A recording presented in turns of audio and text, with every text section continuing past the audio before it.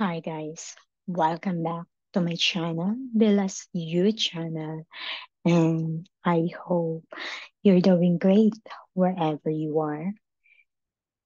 I'm Maribel from Davao, Philippines, and I moved here in California, USA.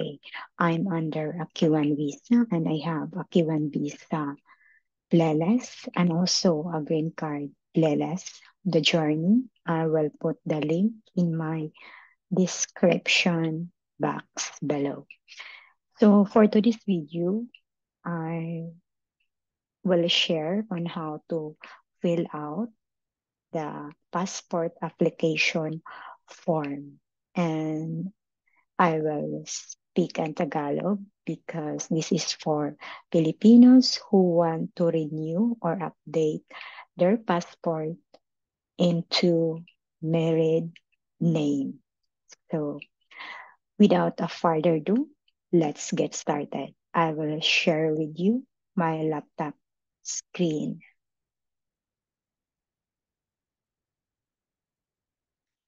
So, paano nga ba natin makita yung form ng passport application form? Okay? So, nandito ako sa California. So, magkuha ako ng aking passport sa Philippines Consulate General in Los Angeles. Yes, malapit lang dito sa amin. Mga 30 minutes lang. 30 minutes drive. So, first, i-search lang natin sa Google ang Philippine Consulate General Los Angeles Passport Requirements and scroll down. Ito makita natin ito. Click.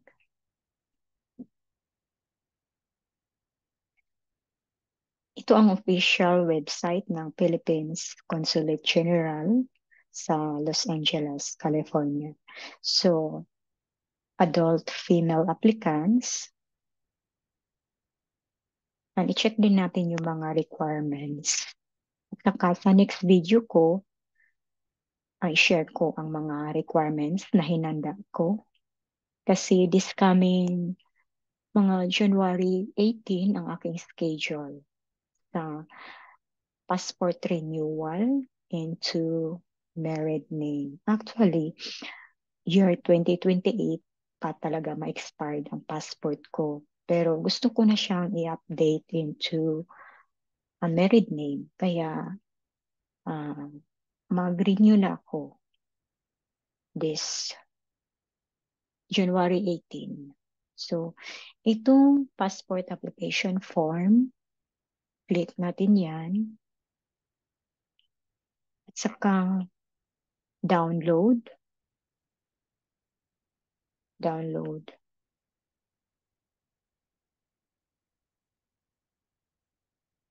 Then, next,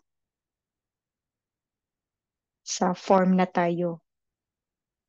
Share ko sa inyo yung form.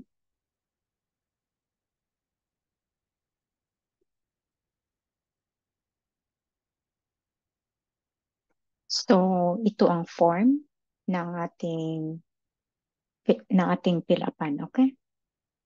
So, ang link din nito ilagay ko sa aking description box below. So, kung saan kayo na state dito sa US,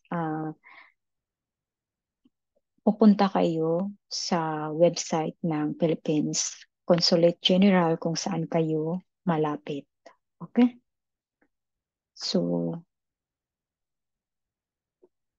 start tayo dito sa adult applicant renewal. So, under renewal ang aking passport kasi gusto ko siyang i-update into married name. So, latest passport number, sample lang.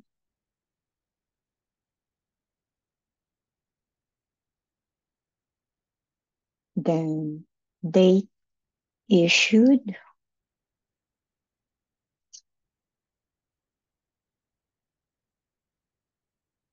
Then,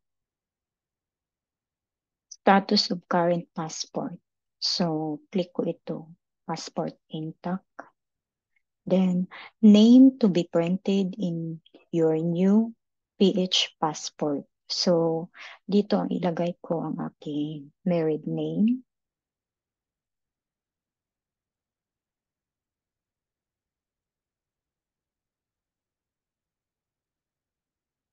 Sample lang yan guys ha. Sex, female, date of birth, dito.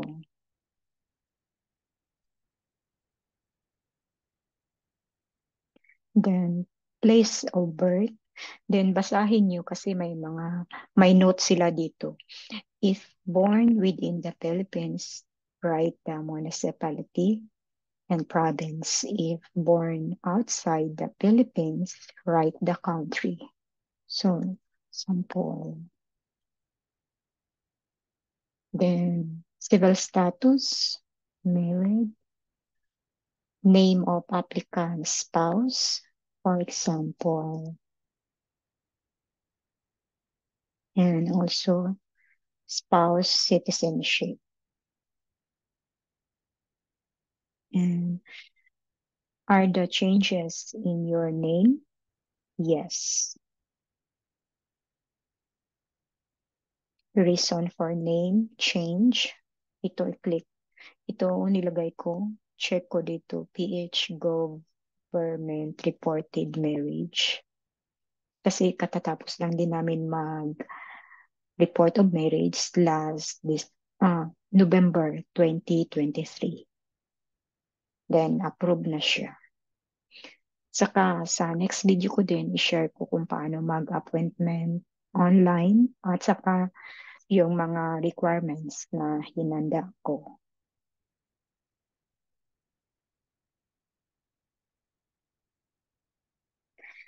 Female applicant, dito kung gusto pa natin gamitin yung dati natin na name o yung single pa tayo. Since ako married name na, click ko ito no. Then scroll down. Applicant contact information.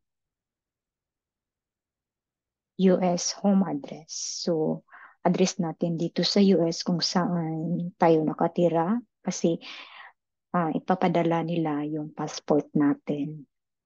So, sample.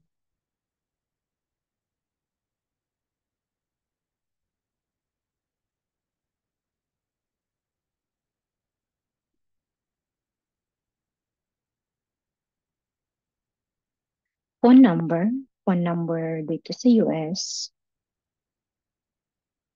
at saka email, saka take note na ang tinatanggap lang nila gmail.com at saka yahoo.com. So, for example,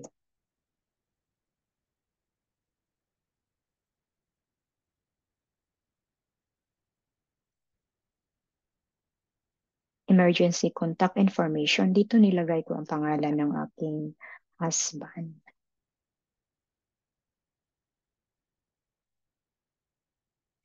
And phone number din niya dito.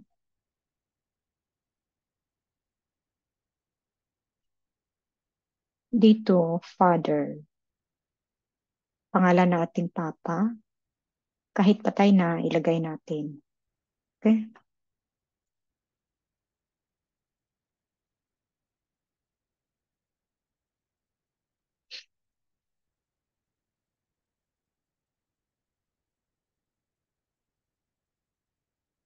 And Filipino. Dito pangalan ng ating mama.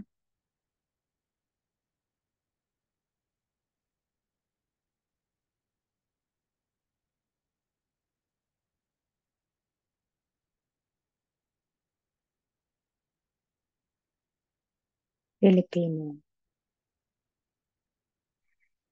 And scroll down. Dito, mode of acquiring Philippine citizenship by birth to Filipino parents. Birth status, legitimate. Are you a current citizen of another country? No. Did you ever lose your Philippine citizenship? No. Have you been served in any foreign military? No. And scroll down for minor applicants only. So ito, hindi ko na ito kinilapan. Then, yan lang. Dito sa distinguishing marks on the face, hindi ko ito pinalapan, pero nilagay ko dito. Yan. Then, after that, giprint ko ito at saka signature over printed name dito. Sa baba, date, sign. Yan lang. So, isa ito na requirements sa pagkuha o pag-renew ng ating passport. So, yan lang. Okay? If you have any question, you can comment in my comment box below. At saka, shout out ko pala yung mga nag-comment sa last video ko. Okay? So, shout out to Cebuanong Marangal. Shout out to you. And also, Camel. Shout out. And also, cute small animals. Shout out to you. And sa mga mag-comment ulit dito sa video ko, shout out ko sa kayo sa aking next video. Okay? So that's all for this video. Thank you so much for watching. See you in my next video. Bye for now. Take care and God bless us all. Bye-bye.